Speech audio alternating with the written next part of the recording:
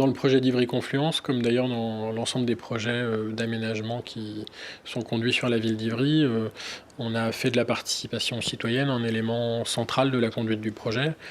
D'abord parce que on considère que les citoyens ont une expertise à apporter et qu'on est, nous les élus, mieux en prise avec les réalités, mieux en capacité de conduire les projets quand on le fait avec les habitants. Ça permet de créer du lien social, ça fait des habitants des vrais citoyens de la ville qui participent à son développement, aux grands choix qui sont faits, et pas des simples spectateurs de ce développement. Et en matière d'aménagement en particulier, j'oublie pas que les projets urbains, souvent, c'est des projets qui nous engagent pour plusieurs années, bien au-delà en général de la durée du mandat municipal. Les habitants n'ont pas tous les mêmes attentes en matière de participation. Il y en a qui veulent juste venir à une réunion publique de temps en temps pour s'informer et donner leur avis. Il y en a qui veulent être très associés, parfois même de manière un peu excessive à la conduite des projets. Et donc il faut offrir autant de portes d'entrée à tous ces habitants parce que toutes ces attentes de participation sont légitimes. On fait des réunions publiques évidemment, comme dans beaucoup d'endroits. On fait des balades urbaines. On a essayé à une époque de faire on appelait ça les permanences du samedi matin, c'est-à-dire c'était un temps convivial avec un café où les gens pouvaient venir s'informer sur le projet, poser des questions, discuter avec les acteurs du projet, mais dans des entretiens individuels qui ne créaient pas la difficulté que peuvent avoir certains de s'exprimer dans une réunion publique avec plusieurs dizaines de personnes. On a essayé aussi de faire des ateliers micro-quartiers, ateliers d'urbanisme sur lesquels on se penchait sur un îlot en particulier et puis on essayait de prendre un peu de hauteur et de regarder avec les urbanistes quelles étaient les implications de tel ou tel choix d'aménagement. On a essayé aussi les ateliers du jeudi, qui étaient des ateliers qui se réunissaient une fois par mois, qui faisaient une sorte de tour d'horizon un petit peu de tout ce qui pouvait se passer dans l'actualité du projet. L'ordre du jour était décidé d'une réunion pour la suivante, donc c'est les participants eux-mêmes qui, avec nous, définissaient l'ordre du jour. Je crois que l'important, c'est aussi de réinventer des dispositifs avec les gens pour essayer de les amener à participer.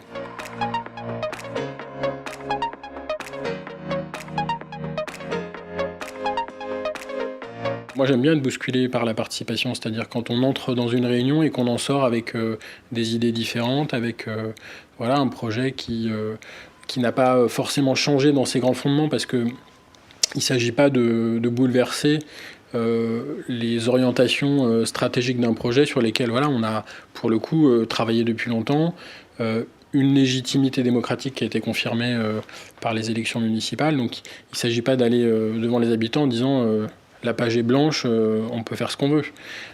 Mais par contre, pouvoir infléchir un projet, entendre en permanence l'avis des habitants, ça permet de le piloter de manière plus intelligente et de réorienter quand il y a besoin. Par contre, dans la conduite du projet, dans les choix d'aménagement, il y a des choses qui vont évoluer et ça, c'est l'impact concret de la parole des habitants.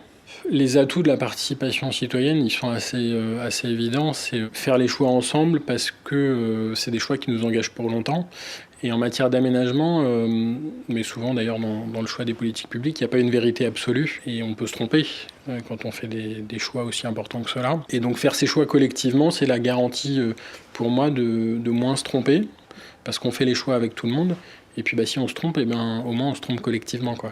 Et je trouve que c'est important parce que ça veut dire qu'on reconnaît aux habitants le fait de faire partie d'une communauté humaine, la communauté locale. Alors ça n'enlève pas le rôle des élus, ça n'enlève pas aussi le rôle des habitants, mais moi j'ai coutume de dire on est élu pour faire avec les gens et non pas pour faire à leur place. Ça, c'est un système de délégation qui, à mon avis, est mortifère pour la démocratie.